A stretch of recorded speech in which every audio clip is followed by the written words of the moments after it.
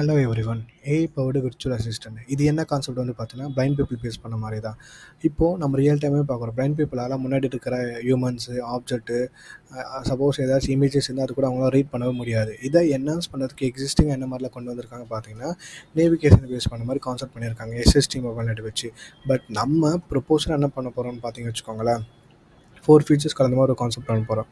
இதில் என்னென்ன 4 ஃபீச்சர்ஸ் இருக்குன்னு பார்த்தீங்கன்னா, facial recognition, object detection, chatbot, image reader. இப்போது ஃபேஷியல் ரெகனைசேஷனா என்ன அப்படின்னு பார்த்தீங்கன்னா, பிளைண்ட் பீப்புள் ரிலேட்டிவான ஃப்ரெண்ட்ஸ் அண்ட் ஃபேமிலி இவங்களோட ஃபேஸோட டேட்டா எல்லாமே நம்ம ஸ்டோர் பண்ணிவிட்டு கேமரா முன்னாடி அவங்க இருந்தாங்கன்னா ஆட்டோமேட்டிக்காக அவங்களோட நேம் வந்து வாய்ஸில் ப்ளே பண்ணி வைக்கும். இதுக்கு ஃபேஸ் ரெகனைசேஸ் பண்ணுறதுக்காக டீலி ப்ரெஸ் நெட் வந்து யூஸ் பண்ணுறோம். சப்போஸ் வேறு யாராச்சும் இருந்தாங்கன்னா அப்படின்னா வந்து பார்த்தீங்கன்னா அன்னோன்னு சொல்லிட்டு நம்மளுக்கு வாய்ஸில் ப்ளே பண்ணி வைக்கும். ஐ மீன் ரிஜிஸ்டர் ஆகாத ஃபேஸ் வந்து நம்ம கேமரா பண்ணிட்டு இருந்தாங்கன்னா அன்னோன்னு சொல்லிட்டு நம்மளுக்கு ப்ரெடிக்ட் பண்ணி வைக்கும்.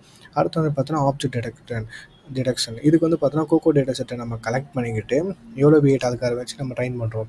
இப்போ கேமரா முன்னாடி ஆப்ஜெக்ட், இப்போ எக்ஸாம்பிள் வந்து பார்த்தீங்கன்னா ஃபோனு, கீபோர்டு, மவுஸ் இந்த மாதிரி இருக்கிற ஆப்ஜெக்ட்லாம் நமக்கு வாய்ஸில் ப்ளே பண்ணி கொடுக்கும். அடுத்து வந்து பார்த்தீங்கன்னா சேட்பாட்டு. எதுக்கு சேட்பாட் வந்து நம்ம வந்து யூஸ் பண்ணுறோம் பிளைண்ட் பப்ளிக் எதுக்குன்னு பார்த்தீங்கன்னா, அவங்க ஜென்ரலாக கான்வர்சேஷன் பேசுறதுக்காக. இதில் நம்ம டிஃபால்ட்டாக கொஸ்டின் அண்ட் ஆன்சர் நம்ம ஸ்டோர் பண்ணிவிட்டு இன்டென்ஸ் ஃபைலாக சேவ் பண்ணிவிட்டு அதை வந்து CNN + NLP வச்சு ட்ரைன் பண்ணுறோம். இப்போது பிளைண்ட் பீப்பிள் வந்து இங்கிலீஷில் வாய்ஸில் கேட்டாங்கன்னா ஆட்டோமேட்டிக்காக சேட்பாட் வந்து நமக்கு இங்கிலீஷில் ரிப்ளை பண்ணி கொடுக்கும். அடுத்து வந்து பார்த்தீங்கன்னா இமேஜ் ரீடர். இமேஜ் ரீடர் வந்து எதுக்குன்னு பார்த்தா, லைவ் கேமரா முன்னாடி ஏதாச்சும் நீங்கள் இமேஜ் காமிச்சிங்கன்னா அதில் இருக்கிற டெக்ஸ்ட் எல்லாமே ரீட் பண்ணிவிட்டு நம்மளுக்கு வாய்ஸில் ப்ளே பண்ணி கொடுக்கும். இது வந்து என்ன யூஸ் பண்ணுறோம் பார்த்தீங்கன்னா, OCR, ஆப்டிக்கல் கேரக்டரைசேஷன் சொல்லிட்டு டெக்னிக் வச்சு நம்ம வந்து யூஸ் பண்ணுறோம்.